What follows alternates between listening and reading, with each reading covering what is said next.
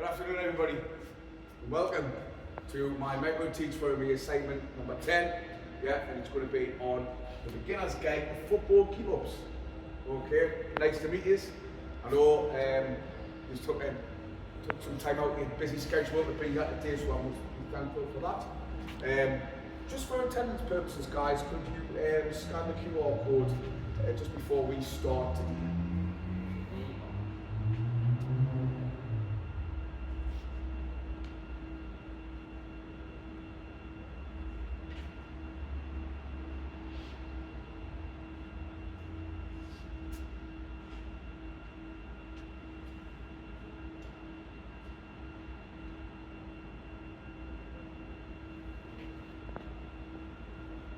Excellent, thank you very kindly. I know we've had a discussion before we came in today, so today is going to be about football keep-ups.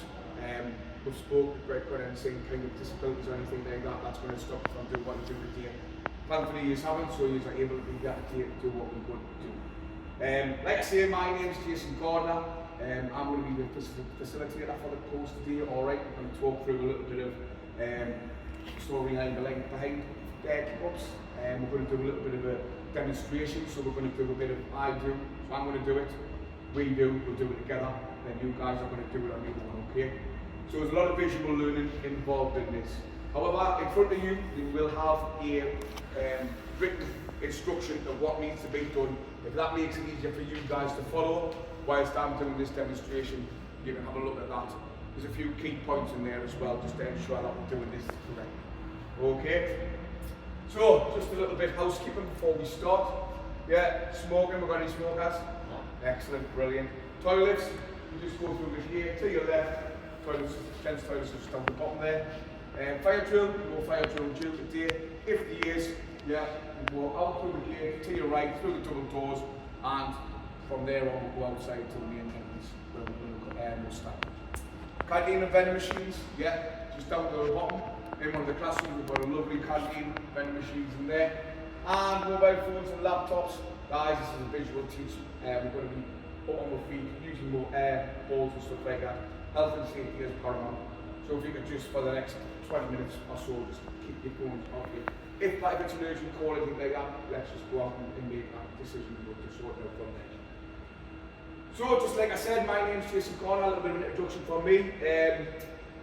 One of the reasons I do this, one of my hobbies while outside of work, is I'm a football coach. I've been coaching for 15 years. I played football for a long time before I got into coaching. My hobby says I like to go watch my son play football, and also I like to go watch Newcastle United 26 play football. And my basic understanding of the game, well, like I say, I've been coaching for 15 years, I've played for a long time, so I'd like to think that I've got some kind of knowledge when it comes to football coaching. However, a lot of people might think that I haven't, but that's entirely different. So just over to you guys, and this was just introduce yourselves and just give us a little bit of a background on you. My name is Danny Langley. My hobbies outside of work, I also like playing and watching football, Newcastle especially, walking the dogs, and then just trying to keep the kids in one piece.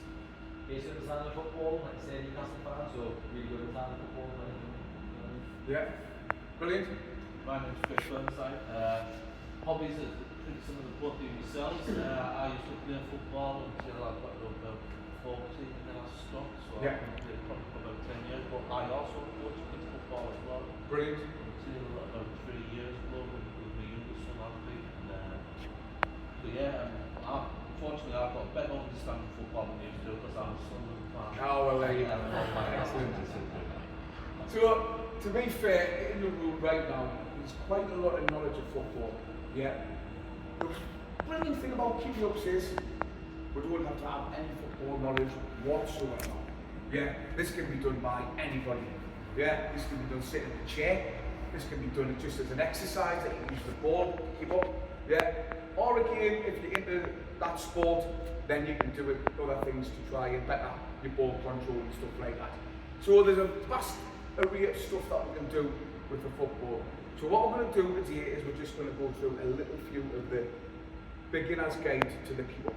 And then we're going to take a little bit of a look at what you can get to and where you can get to. Okay, so hopefully by the end of the day, you're going to understand the three basic parts of the body used for keep-ups.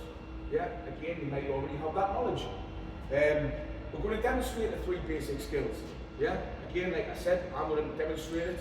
We'll do it together, then you guys are going to have a go at yourself just to try and master what you're doing. So, when we say football keep-ups, what would you say is the 3 basics of football keep-ups? Touch. Yeah, touching, yeah. Which 3 parts of the body would you say were the most wide array of ones what we're going to use today? Yeah, say again? Foot, aye, so we're going to do your foot keep-ups, yeah. Anything else? Yeah, we're going to do your knee keep-ups. Yeah, brilliant. Anything else? Head? Yeah, we're going to do a little bit of head. Now there is a little bit of controversy on heading the football. Okay, so it's not something we're going to do and we're going to try and keep going. Obviously there was a lot of things in the press, a lot of stuff done about kids heading into football to an early age which could bring on dementia. Yeah, not that I know it's proven anything, so we're only going to do a little bit of a head demonstration today on that, just because of that fact that, excuse me, what I will say, we are on classroom base. Yeah, health and safety is key. Yeah, so we just need to make sure when we're using the footballs, we're going to have a nice little space around it and we're not blasting the balls high. That's going to cause any kind of damage to where we are. Okay. So the first one we're going to look at, yeah, is bouncing the ball on your thigh, which is the quite simple one. So I'm going to take a football, yeah, and again you've got the instructions in front of you if you want to follow that while we're talking. So the first one is, you pick the ball up and you keep the ball out, yeah. Craig, I'm going to ask you a question. What do you think is the main thing when we're doing dropping the ball onto a knee to get back in my hands? What do you think was the main thing that we're going to do? I think you want to not hit it too hard and try and put it back towards yourself. Correct. Yeah, we don't want to use over force to make it go high. Yeah, we just want to go through the ball a little bit, just enough force. Yeah, and again, it might take you 2 or 3 goes to get to where you need to be. So we're going to hold the ball out in our hands. Yeah, we're going to bring our knee up, push the ball through, and we're going to catch the ball. Yeah, what you want to be looking at about foot. Yeah, control is key. Okay, control is key to what we're going to be doing. Keeping that ball under control allows us to do things nice and simple. Okay, so if you like to get up, take the ball, and we'll just go through this together. If you want to come round to the front, so there's a little bit more space, that's fine by me.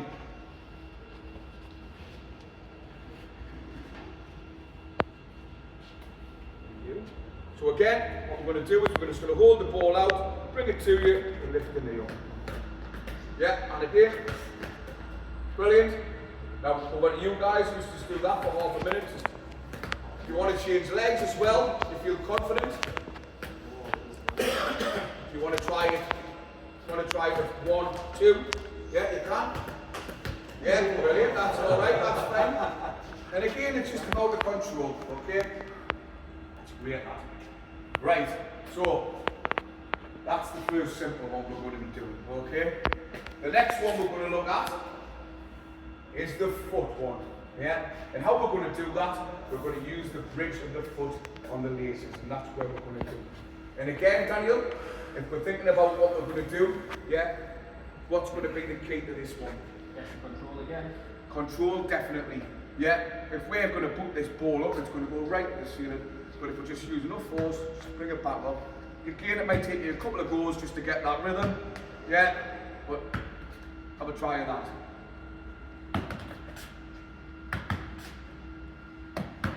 Brilliant. Yeah, want to try with your other foot. Again, it could be a little bit harder depending on what foot you're on.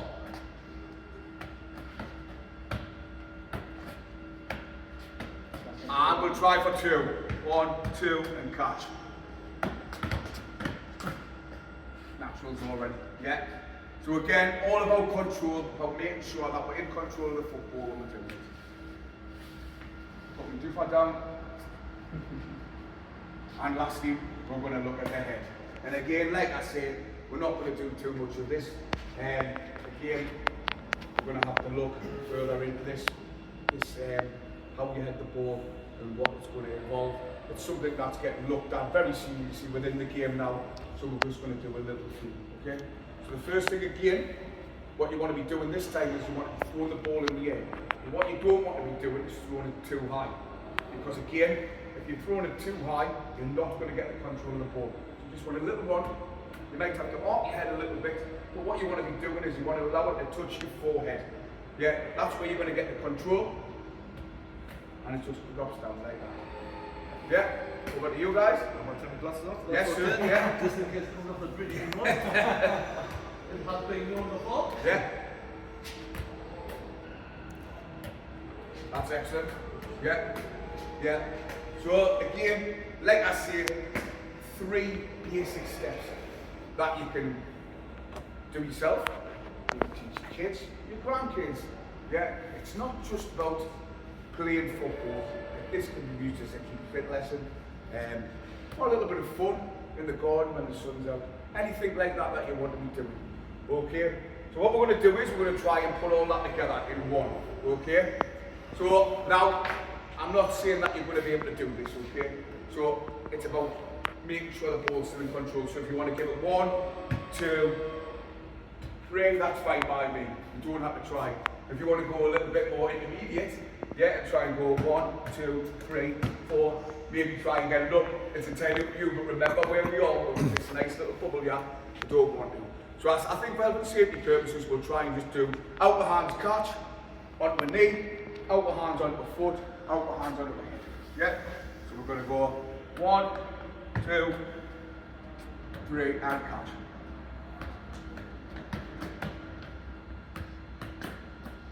Excellent. There you go.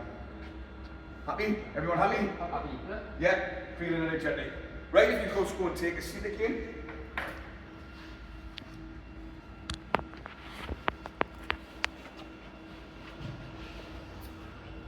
So, we've had a look at the 3 basic principles of football rules. Yeah? But, I'm going to ask, who do you think within the game, if you've got any knowledge of it, who do you think's the master of the football clubs? Well, I would guess at the bit old school here, Diego Maradona. In one, mate. Is that Let's right? have a look at Diego Maradona as a 10-year-old child. Yes. Now this is just constant ball control. As he gets a bit older, this becomes second nature to anybody when you watch it. But again, it's practice pays perfect in anything that you do within life, isn't it? You know what I mean?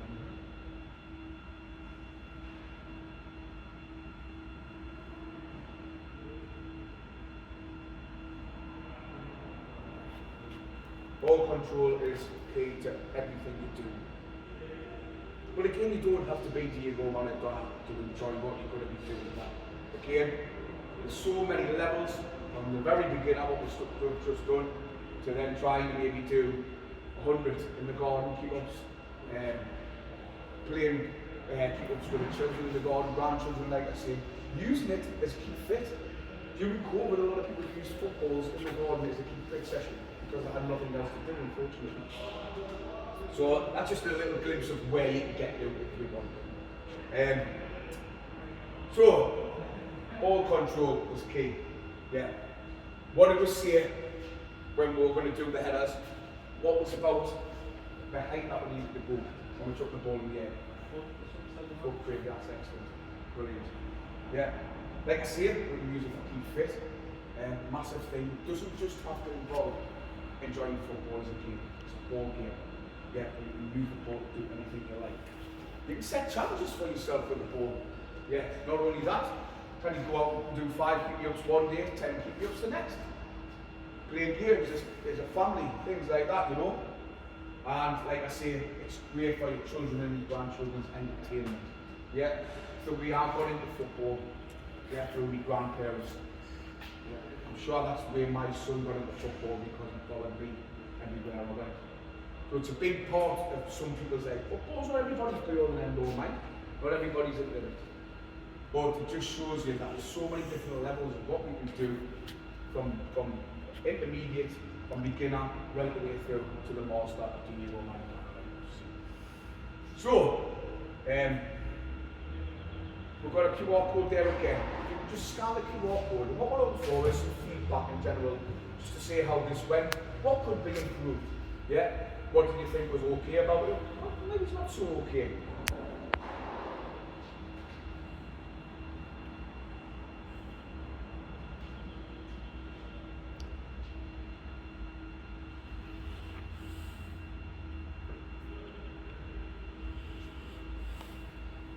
Excellent, thank you for your time.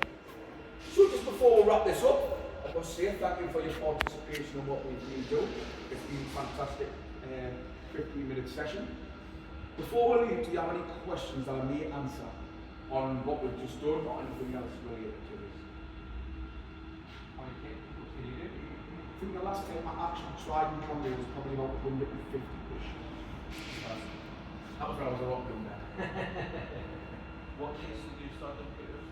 Age-wise, I was probably, if I can remember that far back now, it would have been very early. I would say 5 or 6 years old. Back in the day, we didn't have like the age groups that you have now to start up. You have mini tots now, we start from 3, 4, 5 years old. The first game I played, it was under 11s only, from under 11s, and my first year was like under 11s was the first time under 11s was brought in. Obviously now you have mini kickers all the way through, which gives them such a much bigger score for them to do it. But I would say roughly about 5 or 6. Anything else before we wrap up, guys? Right, well again, like I say, thank you for your participation. I hope you left some feedback with us, and once again, thank you guys. Thank you very much. Cheers. Yes.